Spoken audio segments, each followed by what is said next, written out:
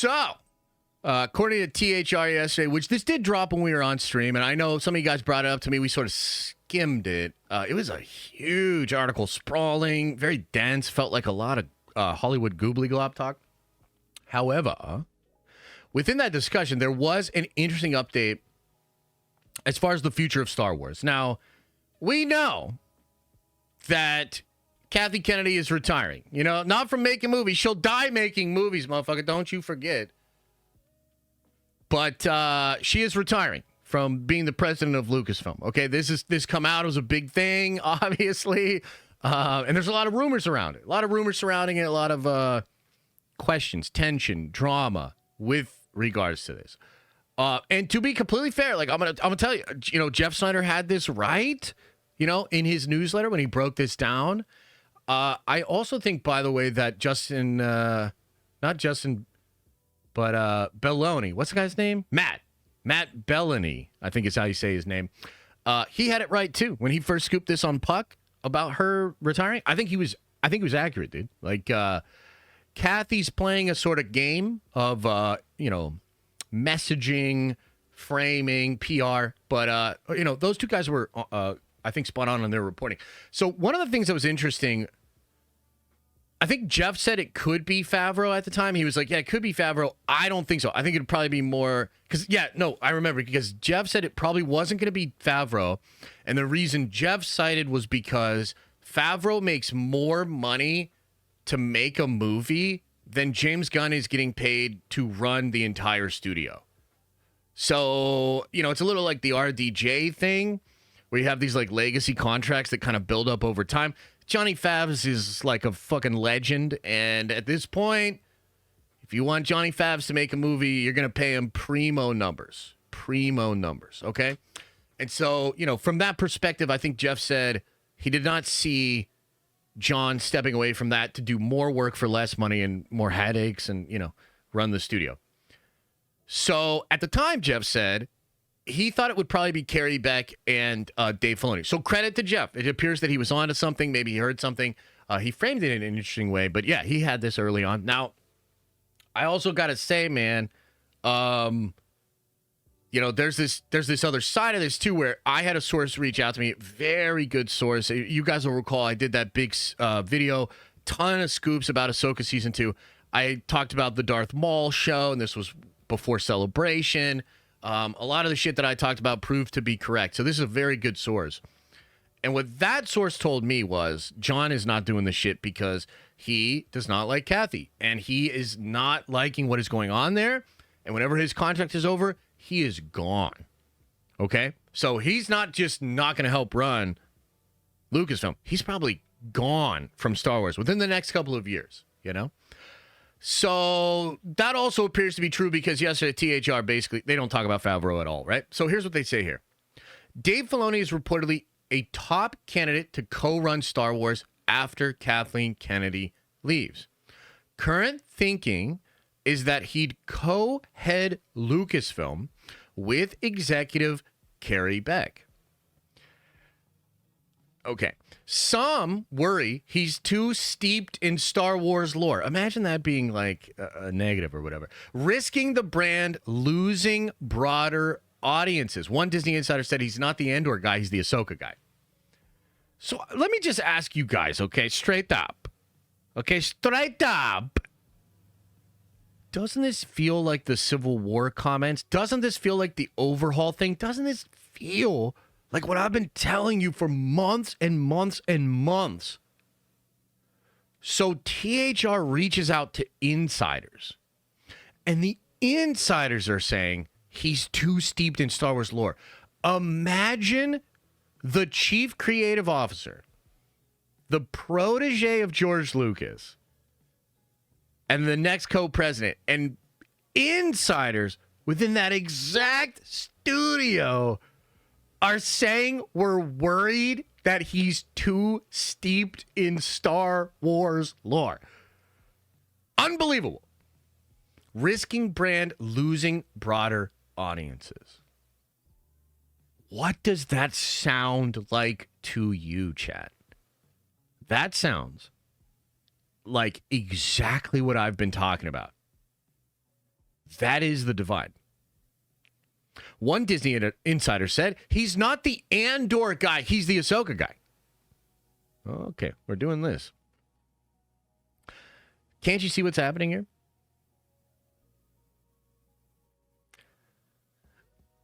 The corporation, the suits, and I think, frankly, Kathy, view Star Wars as an asset.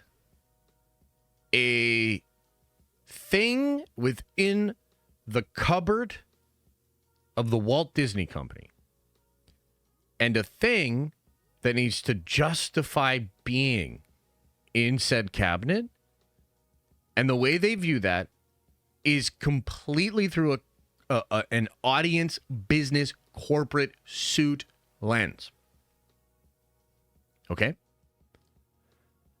And I think a lot of people at Star Wars misunderstand Star Wars, misunderstand the appeal, and misunderstand the branding, the numbers, and everything like that, okay? So I think what you're seeing here is a battle for the heart of Star Wars. And I think the reporting around this kind of indicates that that is what is going on. Now, I do wonder if at all this is being reported to sort of hurt Dave's chances. Remember that the Hollywood trades will often put things out into the world, and it's useful for the studios to see how the fans respond to this. So I think what they're looking for, frankly, is a whole bunch of people to retweet this and say, I like Andor. Dave is not the guy. He should not be the guy. And I think that could be part of what is going on. Okay? However, the other side of this is that they don't have anybody else, dude. Because there's been so much damage done to the brand and there's so much drama. I can't imagine an outsider wanting to come in and handle this, right? Who even wants this job? I don't think Kathy wants this job, and we've had reporting to suggest that she wanted out a while ago, but there's nobody to do the job. Right? So ultimately, you know, the failures have sort of piled up to the point that I don't think they have any other options, dude. I don't think they have any other options. Now, Carrie Beck is an interesting piece to this. I don't know a lot about Carrie. Just going to be honest with you, okay? I don't know a ton about her, but I do know she's worked closely with Dave on many shows. Okay? I think she was a part of the story group when it was a thing. But I know for sure that Carrie Beck helped out with a lot of, like, Rebels. She helped out with some Clone Wars stuff. She helped out with the Tales series. She's worked a lot with Dave. And I'd love to maybe we got to go looking. Maybe we got to go find some quotes and figure out how she feels about, like, George's stuff. You know, all of that. This article, which came out yesterday, the vast majority of fans that have commented on this are feeling as though there's no change that will happen. Did you see this out there, guys? Did you see this response? A lot of fans are saying, okay, Carrie Beck and Dave Filoni, there will be no change if this happens. And I will even admit, when I first heard about this, which it did come from Jeff's reporting, I did not like it. Carrie feels like a very corporate, safe, sort of businessy Disney pick. And it's possible that, like, with Carrie there and with Kathy hovering, it kind of, like, I didn't know how much change could actually happen. I don't know that Dave would get his way. You know what I mean? Vetoed by potentially Carrie and Kathy still there. You know, that's a bad situation. Okay?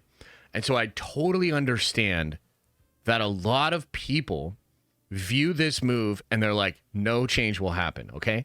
But I'm going to tell you, I don't feel that way. Part of the reason I don't feel that way is the language used here. The fact that there's an effort from the insiders to paint Dave in a negative light suggests to me that what Dave wants to do does not align with what they want to do. Are you picking up what I'm setting down? If it were all hunky-dory, if he was just going to play ball, why would you need these comments, why would you need this narrative out there? Okay? On top of that, if you consider what I've been reporting to you, which is that there are two camps within Lucasfilm. One, Kathy's camp that wants to treat it like a corporate product. You know, Andor itself is essentially like, how do we change Star Wars to give it more mass appeal? That's literally what we're talking about here. That's corporate speak. You might like Andor, but you must admit, if you're being honest, that its creation is the genesis of that idea comes from, let's fundamentally change Star Wars to give it more appeal in this particular demographic. Okay? Can we all admit that in good faith? That's what it was. Again, you might like it. You might agree with that as a move. You might think, of course, that's what Star Wars needs to do. But that's what it is. We have to admit that. Okay? I don't like that because I don't think Star Wars was ever necessarily trying to be this thing that connected with people. It was a thing that connected with people. It had a quality that brought people to it.